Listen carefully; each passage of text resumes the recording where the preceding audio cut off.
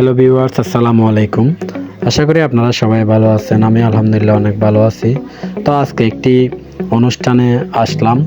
অনুষ্ঠানটি হলো বান্দরবান পৌরসভা কর্তৃক মেধা প্রতিভা খোঁজার জন্য বান্দরবান পৌরসভায় যতগুলো শিক্ষা প্রতিষ্ঠান রয়েছে, সকল শিক্ষা প্রতিষ্ঠান থেকে স্কুল আছে, প্রাইমারি স্কুল আছে, মাধ্যমিক স্কুল আছে, কলেজ আছে, সব শিক্ষা প্রতিষ্ঠান থেকে প্রায় 2000 মতো শিক্ষার্থী অংশগ্রহণে বৃত্তি পরীক্ষাটি অনুষ্ঠিত হয়েছিল।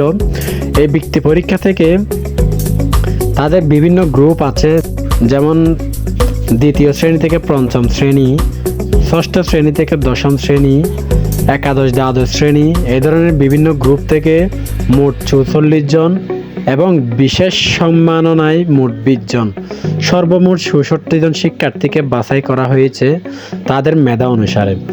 তো আসলে এরকম একটি অনুষ্ঠানে আয়োজন করার জন্য বান্দরবান পৌর প্রশাসক মহোদয় অনেক পরিশ্রম করে গেছেন, যার বিনিময়ে এরকম একটি অনুষ্ঠান সুন্দরভাবে অনুষ্ঠিত হলো। আসলে এই অনুষ্ঠান থেকে অনেক কিছু শিক্ষার আছে এবং অনেক কিছু অর্জন করারও আছে।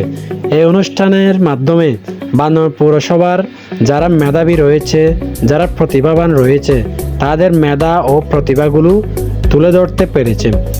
এরকম অনুষ্ঠানগুলো আমার মতে জনপ্রতিনিধি বা নির্বাচিত জনপ্রতিনিধি আসার পরেও এই ধরনের অনুষ্ঠানগুলো সচল রাখা উচিত। তো এদিকে সকল সম্মানিত অতিথিদের বক্তব্য প্রদান শেষে বিজয়ী শিক্ষার্থীদের হাতে ক্রেস্ট তুলে দিচ্ছেন বান্দরবান পার্বত্য জেলার সম্মানিত জেলা প্রশাসক জনাবা শামিমারা রিনি। ওনার হাত থেকে বিজয়ীরা সবাই একে একে করে সম্মাননা গ্রহণ করছেন। তো আজকের ব্লগ ছিল এইটুকুই। আজকের ব্লগটি কেমন লাগলো সেটা অবশ্যই কমেন্টের মাধ্যমে জানাতে ভুলবেন না। সবাই ভালো থাকবেন, সুস্থ থাকবেন। সালামু আলাইকুম রহমতুল্লাহ।